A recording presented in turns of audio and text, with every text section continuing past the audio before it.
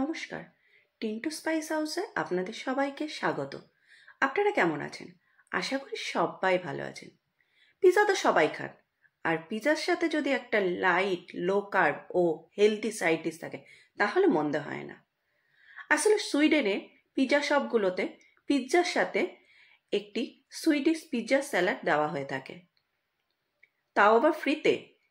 এই Swedish pizza স্যালাডটিকে আবার ভিনিগ্রেট style cabbage স্যালাডও বলা হয়ে থাকে। আর এই স্যালাডটি বাড়িতেও এক সপ্তাহের জন্য বানিয়ে রেখে দিতে পারেন। এতক্ষণে হয়তো বুঝে গেছেন আজকের রেসিপিটা কি। হ্যাঁ, ঠিক ধরেছেন। আজকের রেসিপি হলো সুইডিশ পিৎজা স্যালাড। এই স্যালাডটি বানানোর জন্য প্রথমে আমার লাগবে একটি বাঁধাকপি।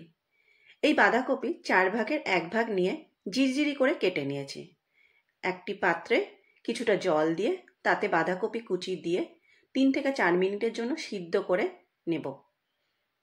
3 থেকে 4 মিনিট পরে একটি বাটির ওপর একটি বড় সাইজে ছাঁকনি রেখে তার মধ্যে হাতা বা ঝাড়নি দিয়ে সিদ্ধ করে রাখা বাঁধাকপি তুলে রাখব, যাতে এক্সট্রা যে জল থাকবে সেটা ঝরে পড়ে যায়। এবার একটি বাটিতে 2 চামচ অলিভ অয়েল, 1 চামচ অ্যাপেল সাইডার ভিনিগার,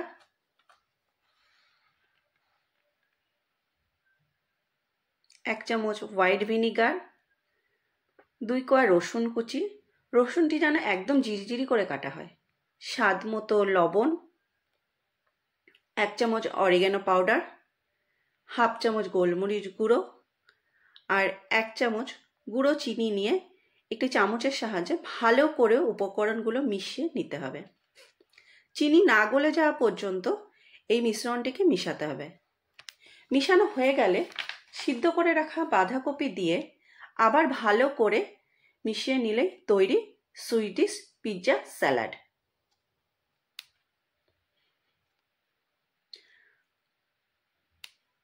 আর বন্ধু, আপনারা পিৎজার সাথে এই স্যালাড বাড়িতে বানিয়েও খেয়ে কমেন্ট করে জানাবেন কেমন লাগলো।